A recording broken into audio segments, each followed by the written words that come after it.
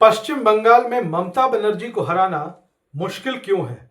Bharatiya Janata party के लिए पश्चिम बंगाल की राह आसान क्यों नहीं है? जी हां, हम बात करेंगे आज पश्चिम बंगाल की राजनीति की। दरअसल बिहार विधानसभा चुनाव के पिछले दिनों नतीजे आए। भारतीय जनता पार्टी जनता दल यूनाइटेड के एनडीए गठबंधन को प्रचंड विजय हासिल हुआ और जब जीत को सेलिब्रेट करने के लिए देश के प्रधानमंत्री नरेंद्र मोदी भारतीय जनता पार्टी के मुख्यालय पहुंचते हैं तो अपने पहले भाषण में वो कहते हैं कि गंगा नदी बिहार से होकर बंगाल को जाती है।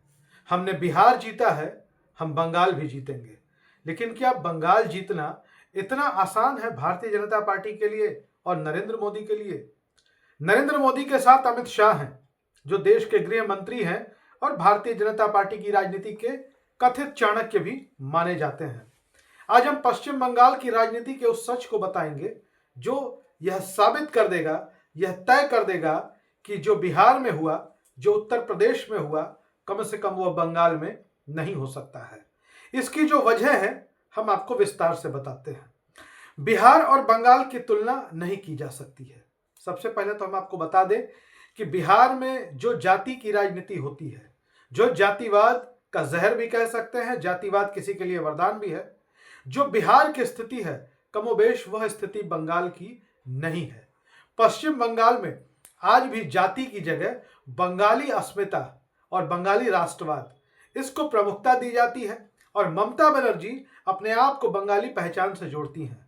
और इसके अलावा जब भारतीय जनता पार्टी के नेता, चाहे वो प्रधानमंत्री नरेंद्र मोदी ही क्यों ना हो, ममता बनर्जी उन्हें बाहरी साबित करने में कोई कोर कसर नहीं छोड़ती। यानी कि जो ममता बनर्जी का पश्चिम बंगाल के परंपरागत मतदाताओं के साथ जो कनेक्शन है, जो भावनात्मक जुड़ाव है, वो कम से कम नरेंद्र मोदी और अमित शाह वैसा बंगाल में कर पाने में असफल रहते हैं। इसके साथ ही हम आपको बता दें कि पश्चिम बंगाल के चुनाव में खासतौर पर जब विधानसभा के चुनाव होते हैं तो बंगाली अस्मिता, बंगाली पहचान ये एक प्रमुख मुद्दा होता है। भारतीय जनता पार्टी जैसे देश के दूसरे राज्यों में या लोकसभा के चुनाव में राष्ट्रवाद, हिंदुत्व, इन जैसे मुद्दों को आगे लेकर आगे बढ़ती है, ठीक वैसे ही ममता बनर्जी पश्चिम बंगाल में भी बंगाली अस्मिता को लेकर आगे बढ़ती है। राष्ट्रवाद से बड़ा मुद्दा पश्चिम बंगाल में बंगाली अस्मिता का होता है। दूसरी बात आते हैं टीएमसी का नेटवर्क और संगठन।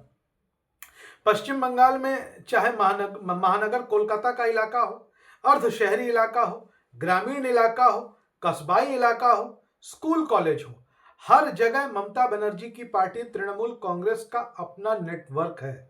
ममता बनर्जी सीधे अपनी पार्टी के पदाधिकारियों के कनेक्शन में रहती हैं, संपर्क में रहती हैं और निरंतर उनसे सवाल जवाब करती रहती हैं, संगठन के हालातों के बारे में जानकारी लेती रहती हैं। बिहार में ऐसी स्थिति नहीं थी। तेजस्वी यादव कितने दिन अपनी पार्टी के प्रखंड अध्यक्षों से बात करते होंगे, जिला अध्यक्षों से बात करते होंगे। तेजस्वी यादव से मिलना कितना मुश्किल था और यही वजह रही कि जब बिहार में विधानसभा के चुनाव हुए तो विपक्ष को मुंह की खानी पड़ी, क्योंकि उनका न संगठन से सरोकार था, न संगठन के पदाधिकारियों से कोई कनेक्शन था। तीसरी सबसे बड़ी बात, जैसे बिहार विधानसभा के चुनाव में जो 10,000 रुपए महिलाओं के खाते में डाले गए, उसको एक बड़ा मुद्दा बनाया गया और जीत के पीछे जो प्रचंड विजय हुई एनडीए की, इसको एक बड़ी वजह बताई गई। लेकिन जब पश्चिम बंगाल में हम आएंगे तो ममता बनर्जी की सरकार पहले से ऐसी योजनाओं को लगातार चला रही है। अब लक्ष्मी भंडार योजना, जिसे बंगाल के लोकल लोग, स्थानीय लोग लक्ष्मी भंडार के नाम से जानते हैं, 1,000 रुपए सामान्य वर्ग की महिलाओं को जिनकी उम्र 25 साल से 60 साल के बीच है और 1,200 रुपए SC/ST वर्ग की महिलाओं को पश्चिम बंगाल सरकार की तरफ से डायरेक्ट बैंक में ट्रांसफर किए जाते हैं। खाते में यह रकम जाती है हर महीने।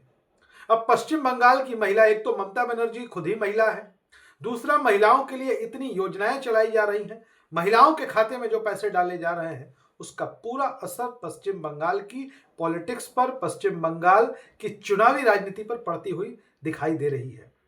तो इसी के साथ हम ये कह सकते हैं कि पश्चिम बंगाल में भारतीय जनता पार्टी की राह आसान नहीं है। हालांकि राजनीति में कुछ भी नामुमकिन नहीं होता और ऐसा नहीं है कि ममता बनर्जी अपराजय है, ममता बनर्जी भी हार सकती हैं। लेकिन जो माहौल दिख रहा है वो बिल्कुल ऐसा नहीं दिखता। एक और सबसे बड़ी वजह, पश्चिम बंगाल में भारतीय जनता पार्टी के पास ममता बनर्जी के कद का कोई दूसरा नेता मौजूद नहीं है जो पूरे बंगाल में अपनी एक पहचान रखता हो। बंगाल उत्तर भारत नहीं है, बंगाल उत्तर प्रदेश और बिहार नहीं है, और पश्चिम बंगाल में ममता बनर्जी के कद का कोई दूसरा चेहरा दूर दूर तक दिखाई नहीं देता है। भारतीय जनता पार्टी उनके सामने रखेगी किसको? और एक सवाल, जो विपक्ष का बिखराव है, पश्चिम बंगाल में सिर्फ भारतीय जनता पार्टी नहीं है, सीपीएम भी है, कांग्रेस भी है। सीपीएम कांग्रेस कभी गठबंधन के साथ लड़ते हैं, कभी गठबंधन के बिना लड़ते हैं। और जब चुनावी राजनीति की बात आती है तो ममता बनर्जी के विरोध का जो वोट है वो दो भागों में बिखर जाता है। एक भारतीय जनता पार्टी ले जाती है, दूसरा सीपीएम और कांग्रेस लेकर चली जाती है। तो वैसे में ममता बनर्जी फिर से एक बार पश्चिम बंगाल में जब चुनाव होंगे अगले 3-4 महीनों में, तो सत्ता की सीढ़ियों पर चढ़ती हुई नजर आती है। हमारा वीडियो कैसा लगा, हमारा यह विश्लेषण आपको कैसा लगा? वीडियो जरूर देखें, हमारे चैनल को सब्सक्राइब करना ना भूलें और अपनी राय इनबॉक्स में, कमेंट बॉक्स में जरूर लिखें। धन्यवाद।